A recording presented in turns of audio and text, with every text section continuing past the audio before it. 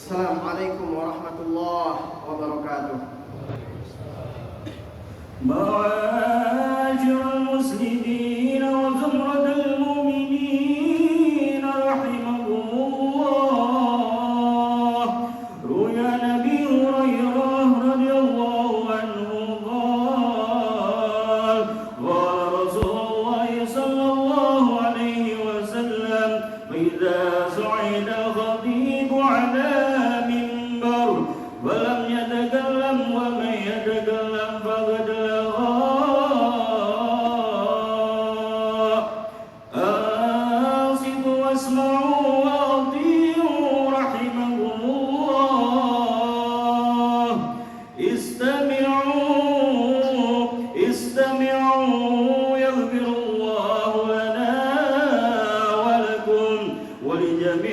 المسلمين والمسلمات والمؤمنين والمؤمنات إنه هو الغفور الرحيم.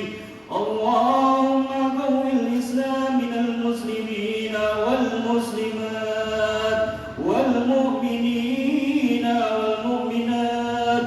رب اغفر لنا يا خير الناصرين برحمتك يا أرحم الراحمين.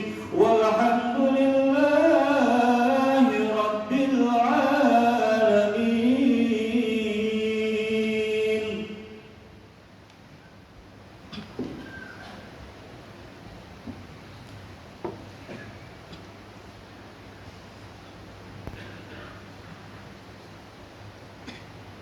Allahu Akbar, Allahu Akbar, Allahu Akbar, Allahu Akbar, Allahu Akbar, Allahu Akbar, Allahu Akbar, Allahu Akbar, Allahu Akbar, Allahu Akbar kabira, walhamdulillahi katsira, wa subhanallahi bukratan wa asila. La ilaha illallah wahdah sadaqa wa'dah wa nasara 'abdah wa a'azza jundahu wa hazama al-ahzaba wahdah. La ilaha illallah wallahu akbar. Allahu akbar walillahil hamd. Innal hamdalillahi wahdah nahmaduhu wa nasta'inuhu wa nastaghfiruh wa na'udzu billahi min shururi anfusina wa min sayyiati a'malina. May yahdihillahu fala mudilla lahu wa may yudlilhu fala hadiya lahu. Ashhadu an la ilaha illallah wahdahu la syarika lahu wa ashhadu anna Muhammadan 'abduhu wa rasuluh alladzi ballagha ar-risalah wa adda al-amanah wa nasaha al-ummah. Allahumma fasalli wa sallim ala hadzal nabiyil karim wa ala alihi wa ashabihi wa man tabi'ahum bi ihsanin ila yaumiddin. Amma ba'd, fa ya ayyuhal hadirun al-kiram, usikum wa nafsi bi taqwallahi wa ta'atihi faqad fazal muttaqun. Wa qala Allah ta'ala fi kitabil karim, a'udzu billahi minasy syaithanir rajim. Ya ayyuhalladzina amanu taqullaha wal tanzur nafsum ma qaddamat lighad wattaqullaha innallaha khabirum bima ta'malun. Allahu akbar, Allahu akbar, Allahu akbar walillahil hamd. Ikhwani kaum muslimin rahimani wa rahimakumullah. Alhamdulillah, di hari raya yang penuh kebahagiaan ini, kita rayakan kemenangan, kesuksesan mengendalikan hawa nafsu, serta keberhasilan menghiasi diri dengan iman dan takwa.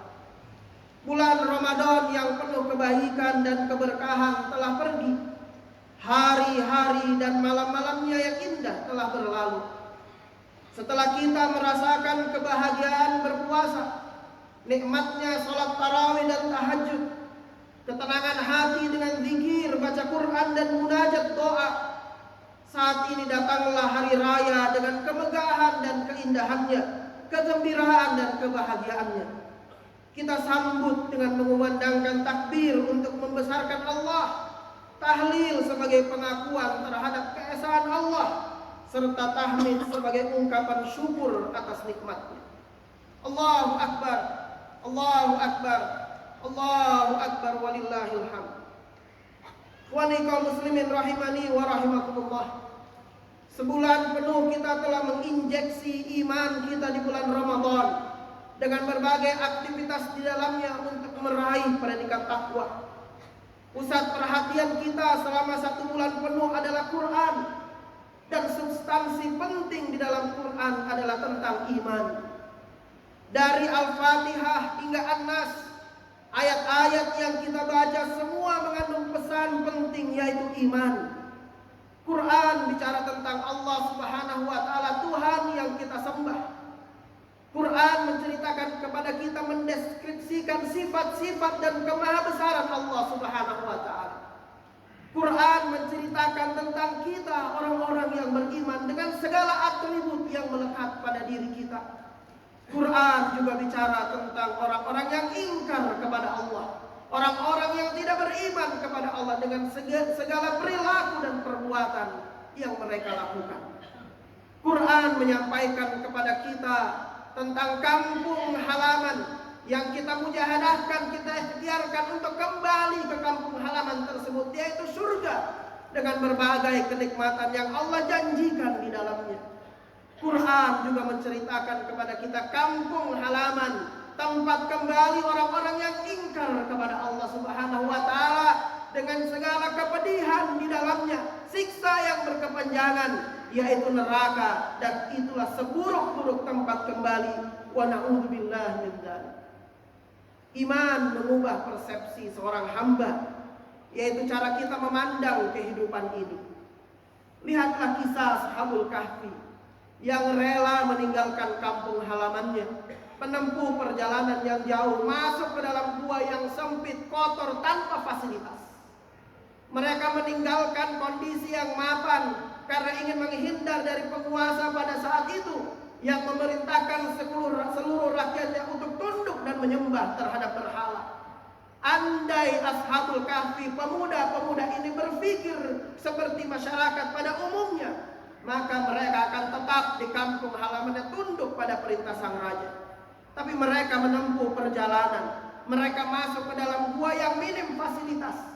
Jangankan jaringan seluler yang digandrungi oleh anak remaja, bahkan anak-anak usia dini kita, aliran listrik bahkan tidak ada, nyaris gelap, tak ada cahaya, sempit, beralas tanah. Tapi dalam perspektif para pemuda ini, gua itu adalah surga bagi mereka untuk menyelamatkan iman yang mereka miliki. Yang tidak kalah spektakuler adalah kisah tukang sihir Fir'aun.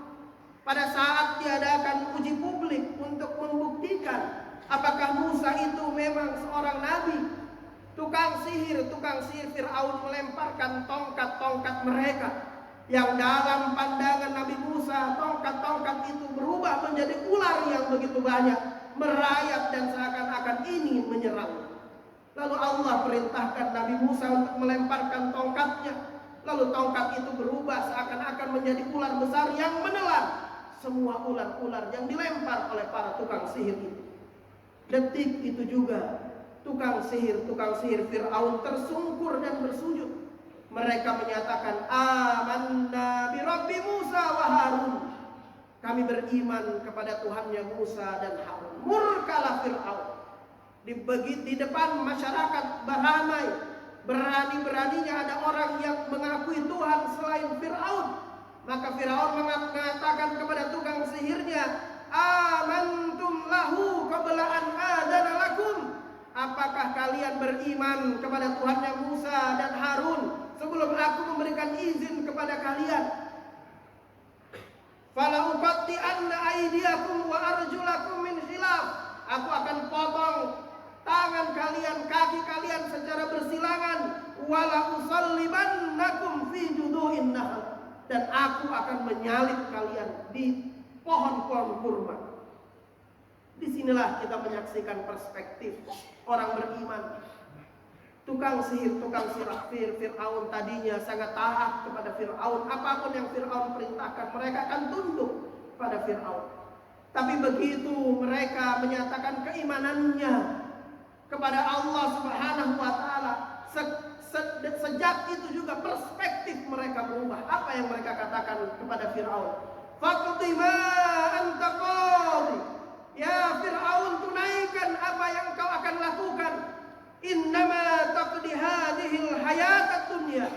Sungguh yang kamu lakukan itu adalah hanyalah kehidupan dunia saja.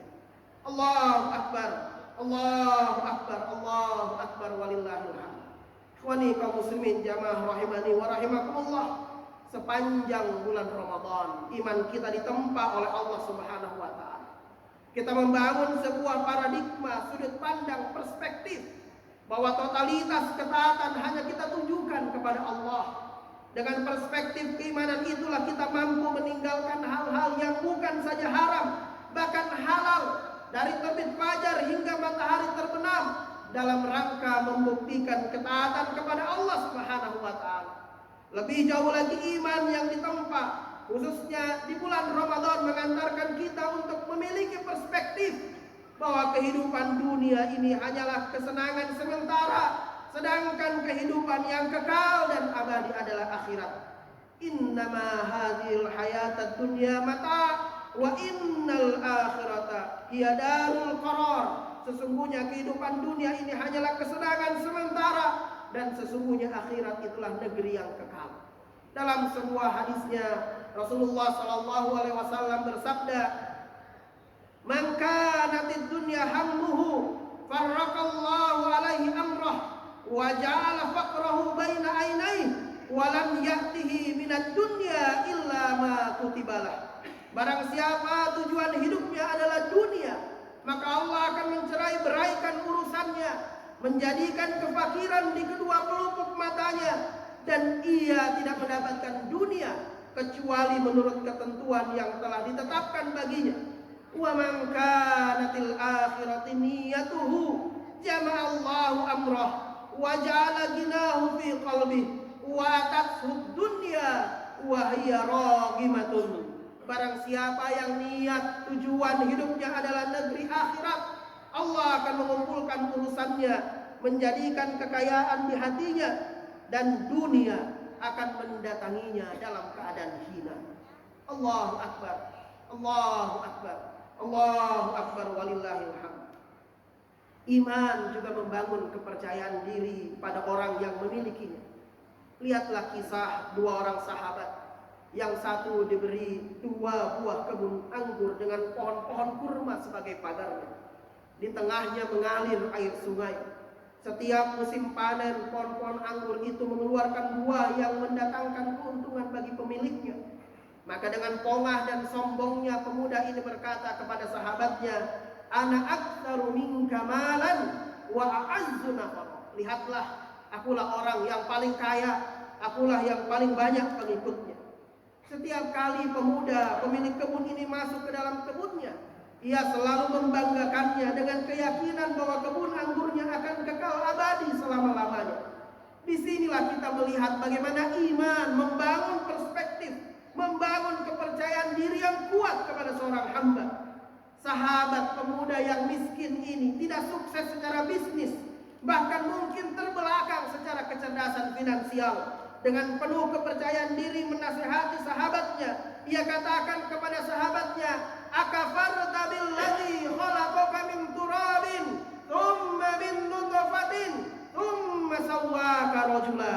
Apakah engkau ingkar kepada Tuhan yang telah menciptakanmu dari tanah, kemudian dari setetes air yang hina, lalu dia menjadikan engkau seorang laki-laki yang sempurna, dan dengan kesempurnaan ciptaannya engkau mendapatkan kesuksesan dalam kehidupanmu. Kira-kira kekuatan apa yang bisa mendorong seorang pemuda dari keluarga miskin, tidak punya success story untuk diceritakan khususnya tentang keberhasilan bisnis, tiba-tiba memberi nasihat kepada temannya, pengusaha kakap, miliarder bahkan triliuner. Dalam bahasa istilah startup hari ini, pemuda kaya ini adalah pemilik startup unicorn, dekakon, bahkan hektakon. Tapi sahabatnya yang beriman tidak merasa inferior. Iman yang ia miliki membuatnya percaya diri, memberi nasihat kepada sahabatnya agar tidak ingkar kepada Allah. Bulan Ramadan memperkokoh iman kita untuk menumbuhkan konfidensi, kepercayaan diri dalam kehidupan ini. Kita dengan sangat percaya diri mengeluarkan pernyataan inni shaimun. Ketika ada orang yang ingin beradu argumentasi, berkonfrontasi, bahkan beradu fisik dengan kita, kita sangat percaya diri untuk mengatakan tidak. Ketika ada yang menawarkan hidangan dan makanan dan minuman ketika kita sedang berpuasa. Konfidensi ini yang perlu kita tumbuhkan pada diri kita, terlebih pada anak-anak keturunan kita. Usia remaja menjadi usia yang rentan untuk terpapar dengan pergaulan yang keliru karena kepercayaan diri yang rendah untuk mengatakan tidak kepada kawan, teman sebaya di lingkungannya. Para remaja harus memiliki keberanian mengatakan tidak ketika ada kawannya yang mengajak untuk mengkonsumsi obat-obat terlarang. Para pemuda harus berani mengatakan tidak ketika ada godaan dan terjebak dalam aktivitas judi online. Kepercayaan diri untuk tidak terjebak dalam aktivitas kemungkaran hanya bisa didapatkan dengan memupuk iman dalam diri seorang hamba. Allahu Akbar, Allahu Akbar, Allahu Akbar, walillahil hamd. Ikhwani kaum muslimin rahimani wa rahimakumullah. Iman juga meningkatkan daya tahan, ketangguhan, resilience bagi orang yang memilikinya. Lihatlah kisah Nabi Yusuf alaihissalam. Dihianati oleh saudara-saudaranya, dilemparkan ke dalam sumur dan ditinggalkan begitu saja. Dari sumur yang dalam ia lalu diperjualbelikan sebagai seorang budak. Belum selesai penderitaannya, tiba-tiba ia difitnah oleh majikannya sendiri sehingga harus mendekam dalam penjara. Kesulitan demi kesulitan dirasakan oleh Yusuf. Andai itu yang menimpa diri para pemuda hari ini, kita tidak bisa membayangkan apa yang akan terjadi pada mereka. Dunia hari ini memberikan stempel generasi muda kita, generasi stroberi, generasi yang mudah rapuh, disenggol sedikit langsung kena mental dan putus asa. Sebuah survei yang dilakukan oleh Indonesia National Adolescent Mental Health Service mengungkap hasil yang mengejutkan. Pada hasil survei tersebut ditemukan bahwa 1 dari 3 remaja atau setara dengan 15,5 juta remaja di Indonesia memiliki masalah kesehatan mental. Dan masalah kesehatan mental ini merujuk pada depresi, kecemasan, dan stres. Maka pelajaran keimanan dari Yusuf alaihissalam menjadi penting untuk dijadikan ibrah bagi generasi muda kita. Dilempar ke sumur, diperjualbelikan sebagai budak, difitnah hingga masuk penjara, tidak membuat Yusuf sedih, berputus asa dan stres. Justru Yusuf pada akhirnya mampu melewati itu semua dan tampil sebagai pahlawan bagi negerinya. Allah menyimpan satu ayat yang sangat penting dalam kisah Yusuf ini. Allah berfirman, "Wala tayasu mir rauhillah." Janganlah kamu berputus asa dari rahmat Allah. Innahu la yayasu mir rauhillah illal qaumul kafirin. Sesungguhnya tidak ada yang berputus asa dari rahmat Allah kecuali orang-orang yang tidak beriman kepada Allah Subhanahu wa taala. Kisah resilience, daya tahan atau ketangguhan juga terdapat pada sosok lainnya, yaitu Maria.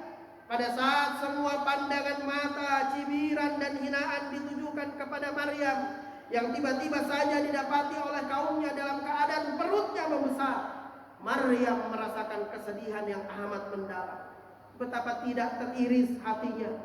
Kaumnya dengan penuh tudingan mengatakan kepada Maryam, "Ya Maryam, laqad ji'ti syai'an fariya." Wahai Maryam, engkau benar-benar telah membawa sesuatu yang sangat mungkar. Ya ukhta Harun, ma kana abuki imra'a sawin wa ma kanat ummuki baghiya. Wahai saudara perempuan Harun, ayahmu bukan seorang yang berperangai buruk dan ibumu bukanlah seorang perempuan yang pezina. Hati wanita mana yang tidak terluka dituding dan dituduh melakukan perbuatan yang ia tidak pernah melakukannya. Bertambah terluka hatinya karena kehormatan ayah dan ibunya dihubung-hubungkan dengan keadaan dirinya saat itu. Maka bersandarlah Maryam di pohon kurma. Disitulah ia mengungkapkan perasaannya berbisik lirih. Qalat ya laitani mittu qabla hadza wa kuntu nasyam mansiya. Seandainya aku mati sebelum ini dan menjadi seorang yang tidak diperhatikan dan dilupakan selama-lamanya. Rasa sakit karena akan melahirkan, ditambah sakit perasaan, membuat Maryam mengeluarkan statement ini. Tapi yang perlu digarisbawahi, Maryam tidak mengungkapkan perasaannya di depan halayak ramai. Ia tidak menulis status di media-media sosial, menceritakan nasibnya kepada orang, mengungkap aib dan rahasianya sendiri. Ia tidak menggunakan alat-alat apapun pada saat itu mengungkap kondisinya. Ia hanya berbisik lirih bersandar di pohon kurma. Ya laitani mittu qabla hadza wa kuntu nasyam mansiya. Lalu ia mendengar bisikan dari malaikat Jibril yang diperintahkan oleh Allah Subhanahu wa taala, "Allah tahzani, qad ja'ala rabbuki tahtaki sariya." Jangan engkau bersedih, sungguh Tuhanmu telah menjadikan anak sungai di bawahmu. Maka ia bangkit menjadi wanita yang tangguh. Ia tadi tidak lagi cengeng dan gentar menghadapi ujian kehidupan. Ia pikul beban itu dengan penuh keyakinan bahwa Allah Subhanahu wa taala telah menetapkan kebaikan di balik ujian tersebut. Betapa banyak wanita-wanita kita hari ini yang dalam keadaan menderita dan lemah dalam kehidupan ini. Suami tidak memiliki penghasilan tetap, sementara anak harus diberi gizi yang terbaik. Belum selesai urusan dapur, masih harus mendampingi bayi yang masih kecil. Di antara para wanita kita ada yang berstatus single parent.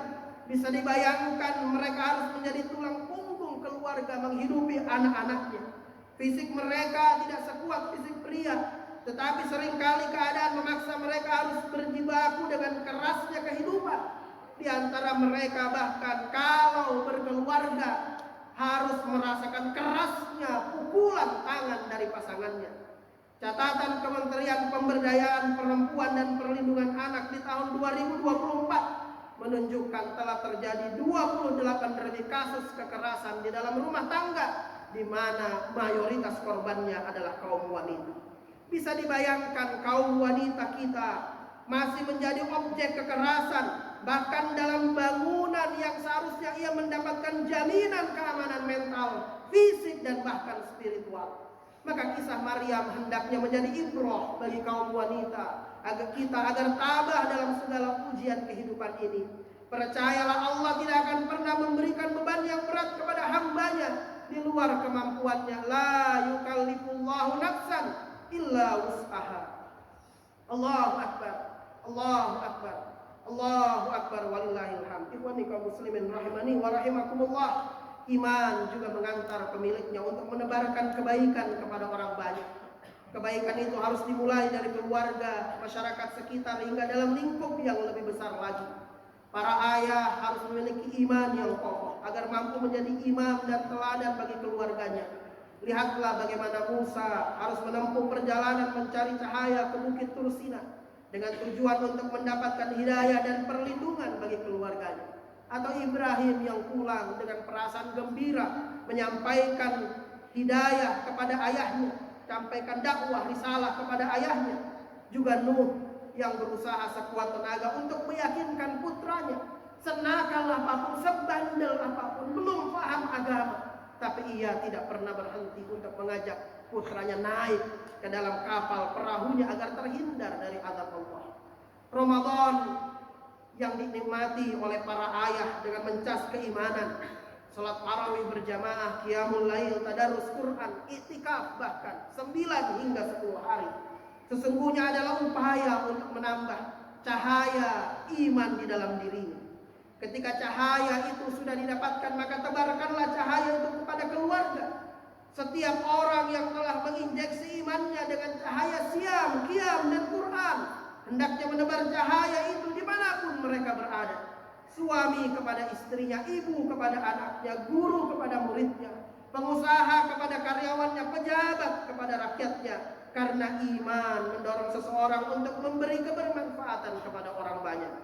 Secara lahiriah, memberi manfaat kepada orang lain, membantu dan menolong mereka tampak sebagai tindakan yang mengorbankan waktu, pikiran, tenaga, bahkan mengurangi harta.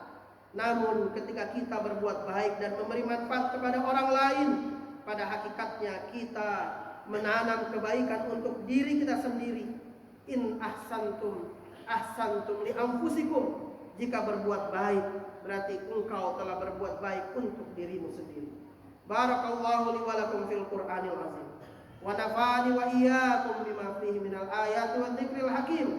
Aqulu qawli hadza wa astaghfirullah li wa lakum innahu huwal ghafurur rahim.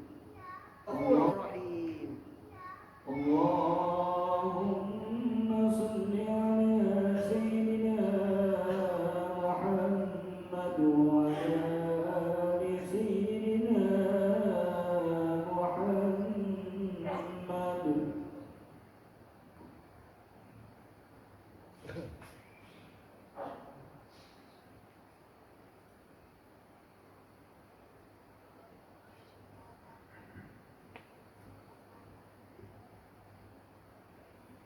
Allahu akbar. Allahu akbar. Allahu akbar. Allahu akbar. Allahu akbar.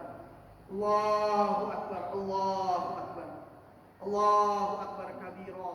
Walhamdulillahi katsira. Wa subhanallahi bukratan wa asila. La ilaha illallah wallahu akbar. Allahu akbar walillahil hamd.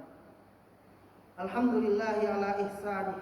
والشكر له على توفيقه وامتنانه وأشهد أن لا إله إلا الله وحده لا شريك له وأشهد أن سيدنا محمدا عبده ورسوله الداعي إلى رضوانه اللهم صل على سيدنا محمد وعلى آله وأصحابه وسلم تسليما كثيرا أما بعد فيا أيها الناس اتقوا الله حق تقاته ولا تموتن إلا وأنتم مسلمون وقال الله تعالى في كتابه الكريم إن الله وملائكته يصلون على النبي يا أيها الذين آمنوا صلوا عليه وسلموا تسليما اللهم صل على محمد وعلى آل محمد كما صليت على إبراهيم وعلى آل إبراهيم وبارك على محمد وعلى آل محمد كما باركت على إبراهيم وعلى آل إبراهيم في العالمين إنك حميد مجيد اللهم اغفر للمسلمين والمسلمات والمؤمنين والمؤمنات الأحياء منهم والأموات إنك سميع قريب مجيب دعوات فيا قاضي الحاجة اللهم إنا نسألك إيمانا كاملا ويقينا صادقا وقلبا خاشعا ولسانا ذاكرا وتوبة نصوحا اللهم إنا نسألك من الخير كله عاجله وآجله ما علمنا منه وما لم نعلم ونعوذ بك من شر كله عاجله وآجله ما علمنا منه وما لم نعلم اللهم إنا نسألك الجنة وما قرب إليها من قول أو عمل ونعوذ بك من النار وما قرب إليها من قول أو عمل ونسألك أن تجعل كل قضاء قضيته لنا خيرا اللهم أعز الإسلام والمسلمين اللهم أعز الإسلام والمسلمين اللهم انصر إخواننا المسلمين المجاهدين في فلسطين اللهم انصر إخواننا المسلمين المظلومين في غزة اللهم ثبت إيمانهم وأنزل السكينة على قلوبهم ووحد صفوفهم اللهم أهلك الكفرة والمشركين اللهم دمر أعداءك أعداء الدين اللهم دمر اليهود وإسرائيل وثبت شملهم وفرق جمعهم اللهم انصر على المجاهدين أعداءنا وأعداء الدين برحمتك يا أرحم الراحمين ربنا هب لنا من أزواجنا وذرياتنا قرة أعين واجعلنا للمتقين إماما ربنا ظلمنا أنفسنا وإن لم تغفر لنا وترحمنا لنكونن من الخاسرين ربنا لا تزغ قلوبنا بعد إذ هديتنا wa hab lana min ladunka rahmah innaka antal wahhab.